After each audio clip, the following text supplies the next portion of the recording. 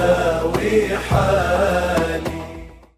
Bismillah wa alhamdulillah wa salatu wa salamu ala rasulillah. La louange est à Allah, le Seigneur des mondes, et je lui demande d'élever le degré, le grade et l'honneur de notre maître Mohammed alayhi salatu wa salam, et de protéger sa nation de ce qu'il craint pour elle. Je me fais le rappel et vous fais le rappel d'avoir la sincère intention en écoutant cette leçon de religion. Nous avons parlé des péchés spécifiques aux 7 organes du corps, et il est maintenant temps de présenter certains des péchés du corps. Donc, ce sont des péchés qui ne sont pas spécifiques à un organe en particulier. On les appelle alors les péchés du corps, ma'as al-badan. Premièrement, on va mentionner le fait de faire très mal aux parents et leur causer du tort, à un d'entre eux ou aux deux. Et quand on parle de leur causer du mal, on parle d'un mal non négligeable. Parfois, c'est par des paroles, par de la violence physique ou autre chose. C'est aussi le fait de leur dire « ouf » quand ils nous disent ou nous demandent quelque chose. Allah Ta'ala dit dans le Coran فَلَا تَقُلْ لَهُمَا أُفٍّ وَلَا تَنْهَرْهُمَا وَقُلْ لَهُمَا قَوْلًا كَرِيمًا. Surat Al-Isra, verset 23, ce qui signifie « ne leur dis pas ouf ». Et dans la suite du verset « et certes, dis-leur des mots leur faisant plaisir ». Et aussi le prophète Mohammed a dit ce qui signifie « n'entre pas au paradis parmi les premiers celui qui cause du tort à ses parents », rapporté par Ibn Hibban. Donc, du verset et du hadith, on comprend la gravité de faire du mal à ses parents. La religion nous a enseigné à être bienfaisant envers eux, être doux, être affectueux, être patient avec eux, à leur donner de notre temps, notre sourire et leur donner une excellente compagnie. Il y a aussi parmi les péchés du corps le fait de rompre les liens avec les proches parents, et pas seulement les parents ou frères et sœurs. On parle ici des oncles et des tantes, des cousins, des grands-parents et autres personnes qui sont considérées comme des proches parents, et ceux du côté paternel et maternel. Et quand on parle de rompre les liens, il s'agit de leur faire ressentir un sentiment d'abandon, de ne pas leur rendre visite, de ne pas prendre de leurs nouvelles, de ne pas leur faire parvenir le salam, ne pas les aider et les soutenir quand ils en ont besoin alors qu'on en a la capacité, en somme, de les négliger.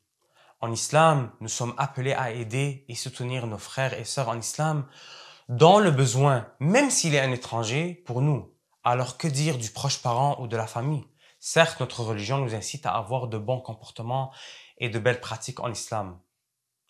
Nuire à son voisin est un péché du corps, que ce soit en le frappant ou en l'insultant ou ce qui est du même genre. Et parmi les péchés du corps, il y a le fait d'interrompre un acte obligatoire, comme une prière ou un jeûne obligatoire, sans raison valable, que cet acte soit accompli dans son temps ou en rattrapage. Il y a aussi le fait de se moquer d'un musulman ou même imiter ses paroles, actes ou gestes pour se moquer de lui.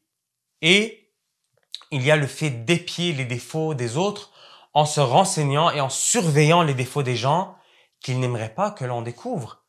Il y a aussi le fait de rompre toute relation avec un musulman en arrêtant de lui parler, même par un simple salam pour plus de 3 jours, sans excuse religieuse, comme une personne qui boit de l'alcool et à qui on arrête de parler pour qu'il arrête sa consommation d'alcool.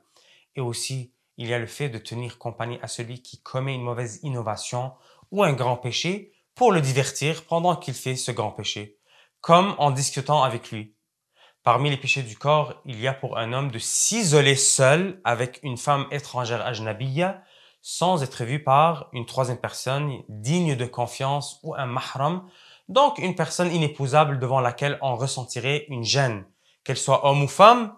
Mais si cette troisième personne est trop jeune ou qu'on n'éprouve pas de gêne devant elle ou si elle est aveugle, c'est interdit. Aider à commettre un péché est un péché, bien entendu, comme celui qui aide une personne à manger une viande qui n'est pas halal, par exemple, même si on n'en mange pas. Et il y a aussi le fait de délaisser une obligation ou accomplir son image en délaissant un pilier ou une condition de validité de cette obligation ou en faisant quelque chose qui l'annule. Et dans le même ordre d'idées, il y a le fait de retarder l'accomplissement d'un devoir jusqu'à après son temps sans excuse valable. Comme retarder la prière de Al-Asr jusqu'au temps de Al-Maghrib sans excuse valable dans la religion. Et il y a le fait de souiller, donc de salir une mosquée avec quelque chose d'impur, comme de l'urine ou du sang, ou même quelque chose de pur, mais comme du crachat ou de la morve du nez. Dépenser de l'argent pour un péché, comme verser de l'argent pour consommer quelque chose d'interdit par exemple, ça aussi c'est un péché du corps.